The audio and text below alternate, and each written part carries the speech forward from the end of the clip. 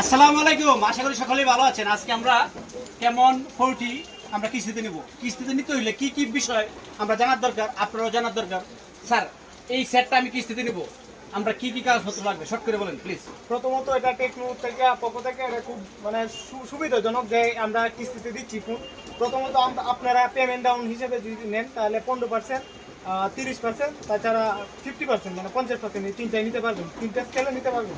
তাছাড়া আপনি যদি ডকুমেন্টস যেগুলো লাগে এগুলো আমি বলে দিতেছি। এগুলো হলো আপনার এনআইডি কার্ড প্লাস আপনার মা বা বাবা একজনের এনআইডি কার্ড, আর সাথে বিকাশ স্টেটমেন্ট অথবা ব্যাংকের কোনো আর কি অ্যাকাউন্ট। এখন প্রশ্ন হলো কোম্পানির লোক কিন্তু বলতে পারে না সঠিকভাবে। আমি বলে দিতেছি, আপনার এনআইডি কার্ডটা কি আনবেন, ফটোশুট নেবেন, মুরব্বী হবে না। এনআইডি কার্ডের অরিজিনাল লাগবে। আপনি যারা জামিনদার দিবেন তারও এনআইডি কার্ডের অরিজিনাল লাগবে, বিকাশের স্টেটমেন্ট লাগবে।